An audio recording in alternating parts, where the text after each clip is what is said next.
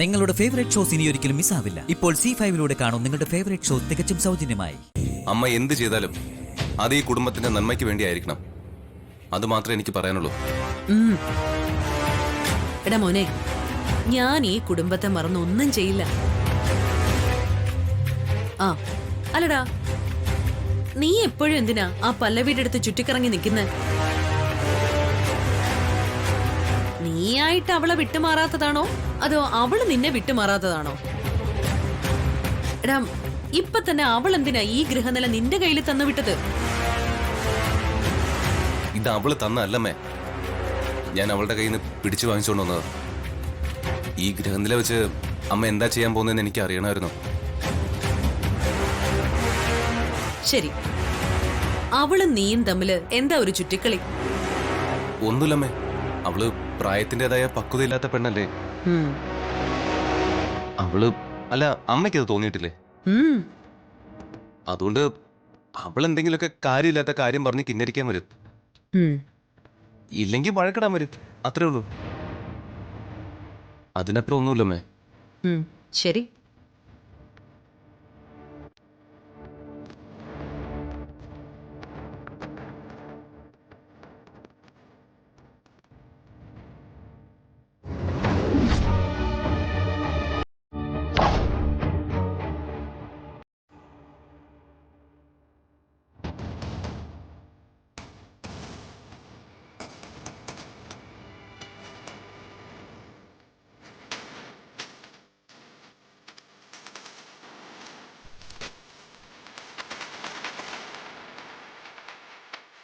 ഇവളെന്തായി വായിക്കുന്നേ?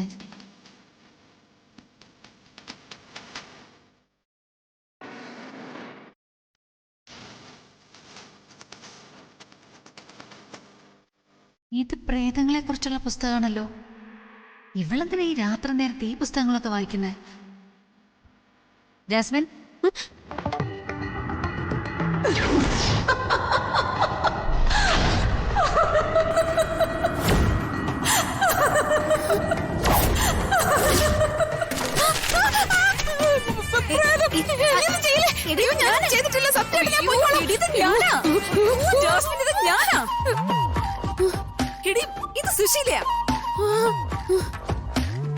ഇത് സുശീലാന്റി ആയിരുന്നു. ഞാനങ്ങ് പേടിച്ചു പോയി. എങ്ങനെ പേടിക്കാതിരിക്കും? ഇതുപോലെ പ്രേതത്തെക്കുറിച്ചും മരണാനന്തര ജീവിതത്തെക്കുറിച്ചും വായിച്ചുകൊണ്ടിരുന്ന പേടി തോന്നില്ലേ? ശരിയാ, ഞാൻ ഈ ബുക്കേ സ്വയം മറന്നങ്ങ് വായിക്കായിരുന്നു. അയ്യോ, നീ ഇപ്പൊ എന്തിനാ ഇതൊക്കെ വായിക്കുന്നേ? അതിനൊരു കാരണമുണ്ട്. എന്ത് കാരണം? അങ്ങനെ പാർവതി മാത്രം ആത്മാക്കളോട് സംസാരിച്ച പോരല്ലോ, എനിക്കും ആത്മാവിനോട് സംസാരിക്കണം. മനസ്സിലായില്ല, എന്താ ഉദ്ദേശം? പാർവതി ഇടയ്ക്കിടയ്ക്ക് ഗായത്രി അമ്മയെ കാണാറുണ്ടെന്നും അവരോട് സംസാരിക്കാറുണ്ടെന്നും ഒക്കെ പറയാറില്ലേ? പറയാറുണ്ട്. വിശാലിന് അവളോട് ഒരു പ്രത്യേക സ്നേഹം തോന്നാനുള്ള കാരണം എന്താ? അവൾക്ക് വിശാലിന്റെ അമ്മയെ കാണാൻ സാധിക്കുന്നത് കൊണ്ടും അവരോട് അവൾക്ക് സംസാരിക്കാൻ കഴിയുന്നത് കൊണ്ടുമാണ് വിശാലിന് പാർവതിയോട് ഒരു പ്രത്യേക സ്നേഹമുള്ളത്. എനിക്കതുപോലെ ഗായത്രിയമ്മയെ കാണാനും സംസാരിക്കാനും കഴിയുമെങ്കിലേ വിശാലിന് പാർവതിയോടുള്ളതുപോലെ ഒരു പ്രത്യേക സ്നേഹം എന്നോടും തോന്നും. ഓഹോ, അപ്പൊ വിശാലിന്റെ മനസ്സിൽ കയറി കൂടാൻ വേണ്ടിയാ ഈ പുസ്തകമൊക്കെ വായിക്കുന്നത്? അതും കൊള്ളാം. എന്താണ്ടി, ഇത് നല്ല ഐഡിയ അല്ലേ? ഐഡിയൊക്കെ കൊള്ളാം. ഇപ്പൊ തന്നെ നീ പേടിച്ച് വിറച്ചായിരിക്കുന്നത്. ഇനിയും ഇത് വായിച്ചിട്ട് രാത്രി കിടന്നുറങ്ങാൻ പറ്റാതെ പേടിച്ച് വിറച്ച് എന്റെ അടുത്ത് വന്ന് എന്റെ ഉറക്കം കൂടി കളയരുത്.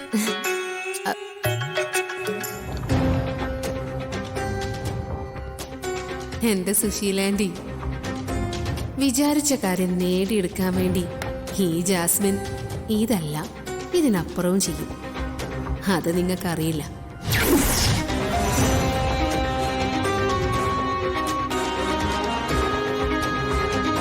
സാധാരണ നമ്മൾ അനുവദിച്ചിട്ടുള്ള അവധികൾക്ക് പകരം മാസത്തിൽ 3 ദിവസം അവധി കൂടി ഞാൻ നൽകിയിട്ടുണ്ട്. സ്ത്രീകൾക്ക് മാസാമാസം ഉണ്ടാവുന്ന ശാരീരിക വിഷമതകൾ മനസ്സിലാക്കിയിട്ടാ ആ അവധി ദിവസങ്ങൾ ഞാൻ നൽകിയത്. ആ ദിവസങ്ങളിൽ അവർക്ക് ആ അവധിയെടുക്കാം. അവധി ദിവസങ്ങൾ സ്ത്രീകളെ സംബന്ധിച്ചിടത്തോളം ആവശ്യകതയുള്ളതായിട്ടാ എനിക്ക് തോന്നിയിട്ടുള്ളത്.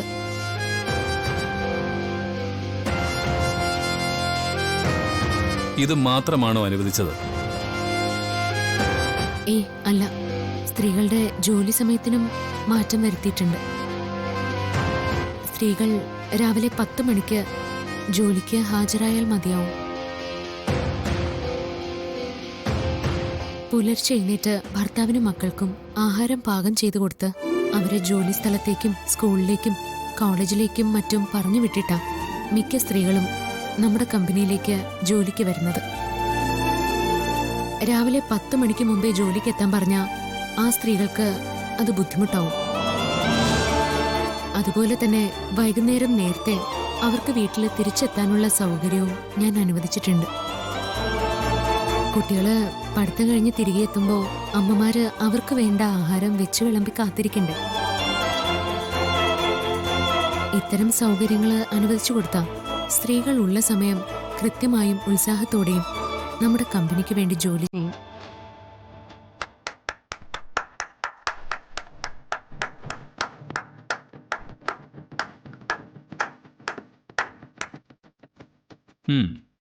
നന്നായി.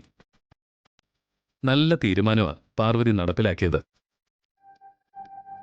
പാർവതിയുടെ തീരുമാനത്തെ വളരെ ആഹ്ലാദത്തോടെ നമ്മുടെ സ്ത്രീ തൊഴിലാളികൾ സ്വാഗതം ചെയ്തിരിക്കുന്നത്. അവരിൽ പലരും എന്നെ വിളിച്ച് അവരുടെ സന്തോഷം നേരിട്ട് അറിയിക്കുകയും ചെയ്തു. സാർ എന്നെ ചോദ്യം ചെയ്തപ്പോ സാറിനോട് ചോദിക്കാതെ ഞാൻ നടപ്പിലാക്കിയ ഉത്തരവ് അബദ്ധമായി പോയോന്ന് എനിക്ക് തോന്നി.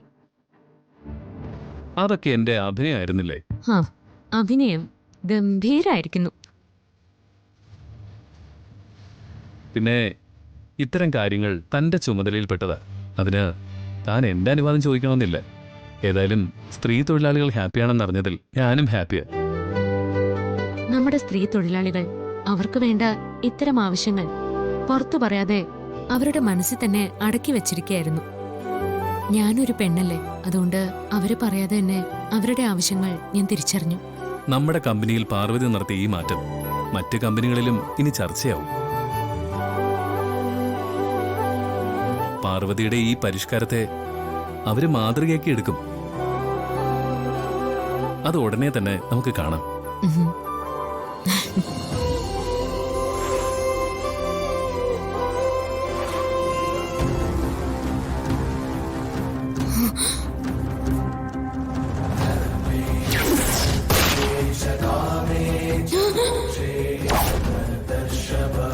എന്താ എന്താ ഞാൻ കണ്ടത്?